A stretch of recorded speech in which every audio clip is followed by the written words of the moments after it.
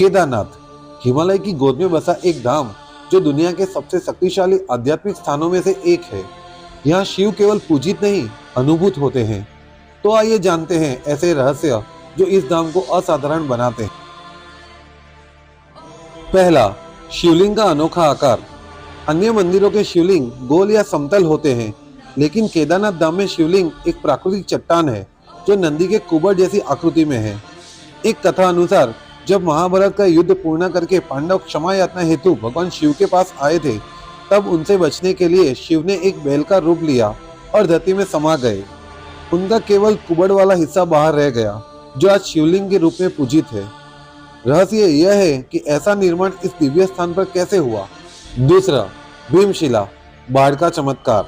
2013 में केदारनाथ में आई विनाशक बाढ़ ने केदारनाथ में सब कुछ बहा दिया, लेकिन वो बाढ़ में एक विशाल शिला आई और केदारनाथ मंदिर के पीछे रुकी, जिसने बाढ़ की पानी का मार्ग बदल दिया।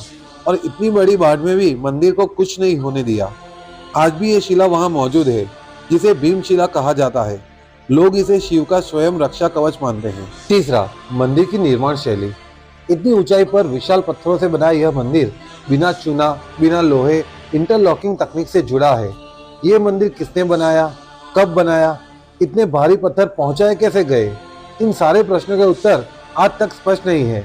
किंतु कथाओं के अनुसार ये मूल मंदिर पांडवों ने बनाया था और 8वीं शताब्दी में आदि शंकराचार्य ने इसका पुनर्निर्माण कराया था। चौथा, बर्फ में दबे रहने के बाद भी सुरक्षित। केदारनाथ का यह ज्योतिर्लिंग कितने सालों से हर साल 6 महीने तक पूरा बर्फ में समा जाता है, लेकिन फिर भी आज तक कभी भी न टूटा है, न कभी क्षतिग्रस्त हुआ है। यह कोई चमत्कार से कम नहीं। भक्त मानते हैं शिव स्वयं ही अपने धाम की रक्षा करते हैं। पांचवा, ज्योतिर्लिंग, एक ऊर्जा का केंद्र बिंदु।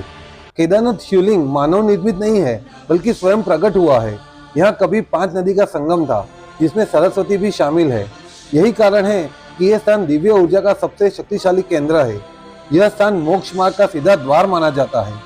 कहते हैं यहाँ शिव सबके अहंकार हटाते हैं, पापों का क्षय करते हैं और आत्माओं को हल्का करते हैं। छठा, आदि शंकराचार्य की समाधि। 32 वर्ष की अल्प आयु में आदि शंकराचार्य ने यहाँ जीवित समाधि ली थी। उनका शरीर अद्भुत रूप से लुप्त हो गया। कहा जाता है कि वो ब्रह्म में पूर्णतः विलीन हो गए थे। जहाँ वे ध्यानमग्न हुए थे, वहीं आज शंकराचार्य की समाधि स्थल है। जो भी वहाँ ध्यान करते हैं, उन्हें ज्ञान और अद्वैत का अनुभव सहज मिलता है, लेकिन उनके अदृश्य होने का रहस्य आज भी अनसुलझा है। सातवां, गर्भगृह का नाद। कई साधक बताते हैं उन्हें मंदिर के गर्भगृह में ओम की ध्वनि सुनाई दे रही होती है। यह ध्वनि बिना किसी बाहरी स्रोत के आ रही होती है। यह ध्वनि कानों से नहीं, अंतर चेतना से सुनी जाती है। यह शिव चेतना का स्पंदन है। कई भक्त इसे शिव का मौन आशीर्वाद भी मानते हैं। 8, तपोभूमि। कहा जाता है कि महर्षि नर नारायण, ऋषि अगस्त्य, भीष्म और असंख्य सिद्ध पुरुष यहाँ साधना कर चुके हैं। यहाँ आज भी गुप्त साधकों का निवास है। घाटियों में रात को कई बार दिव्य प्रकाश दिखाई देता है। माना जाता है कि यहाँ एक दिन की गई साधना सामान्य स्थानों के 100 वर्षों के साधना के बराबर फल देती है। 9वां, बाबा का बुलावा। आपने भी कभी सुना होगा, जिसे बाबा बुलाते हैं वही केदारनाथ आता है। कोई भी बगैर बुलावे केदारनाथ नहीं पहुँचता।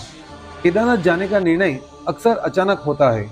बहुत बार योजनाएं टूटती है, फिर बनती है, क्योंकि मान्यता है कौन कब आएगा उसका समय और परिस्थिति स्वयं शिव ही तय करते हैं। इसीलिए कहा गया है, लाखों कोशिशों के बाद भी कभी मंजिल नहीं बनती, लेकिन जब शिव बुलाते हैं तो रास्ते अपने आप बन जाते हैं। अंत में, केदारनाथ केवल एक स्थान नहीं, शिव चैतन्य का प्रत्यक्ष अनुभव है। यहाँ बढ़ाया गया हर कदम आत्मा को मोक्ष की ओर ले जाता है।